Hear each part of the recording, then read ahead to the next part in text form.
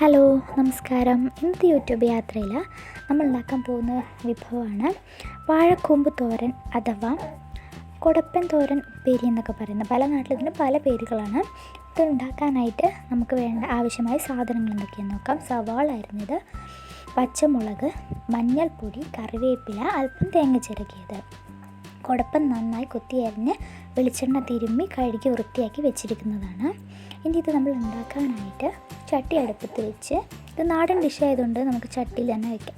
ചട്ടി അടുപ്പത്ത് വെച്ച് നല്ലപോലെ ചൂടായി വരുമ്പം 2 ടേബിൾ സ്പൂൺ വെളിച്ചെണ്ണ ഒഴിച്ച് കടുക് പൊട്ടിക്കാം. കടുക് നന്നായി പൊട്ടി വരുമ്പം സവാളയും പച്ചമുളകും ഇട്ട് വഴറ്റിയെടുക്കാം. സവാളയും പച്ചമുളകും ഇട്ട് നന്നായി വഴറ്റിയെടുക്കണം. അധികം ഒന്നും വഴറ്റേണ്ട ആവശ്യമില്ല. ആ പച്ചമുളകിൻ്റെയും സവാളയുടെയൊക്കെ പച്ച ചുവ അങ്ങോട്ട് മാറിക്കിട്ടിയാൽ മതി.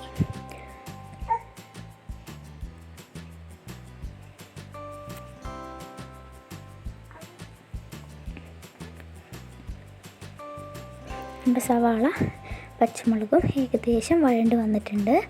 നമുക്കിതിലേക്ക് ഇനി 2 അല്ലി കറിവേപ്പില കൂടെ ചേർക്കാം.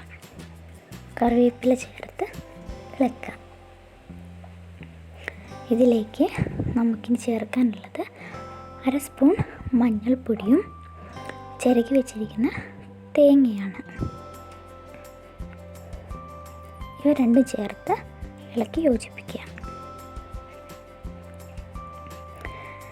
തേങ്ങയുടെ ആ പച്ച ചുവയൊക്കെ ഒന്ന് മാറുന്ന വരെ നന്നായി ഇളക്കുക.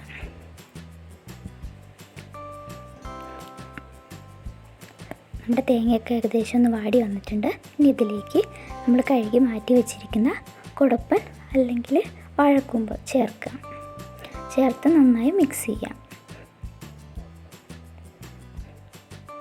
ഈ സമയത്താണ് നമ്മൾ ആവശ്യത്തിനുള്ള ഉപ്പ് ചേർക്കേണ്ടത്. ആവശ്യത്തിനുള്ള ഉപ്പ് കൂടെ ചേർത്ത് നന്നായി മിക്സ് ചെയ്യാം. വേകാനുള്ള കുറച്ച് വെള്ളം കൂടെ ചേർത്ത് ഇളക്കി യോജിപ്പിച്ചതിന് ശേഷം നമുക്കൊന്ന് മൂടി വെച്ച് അടച്ച് വെച്ച് വേവിക്കാം.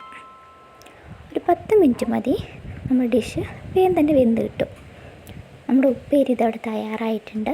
അല്പം വെളിച്ചെണ്ണ കൂടെ തൂവി നമുക്ക് ഈ ഡിഷ് സെർവ് ചെയ്യാം.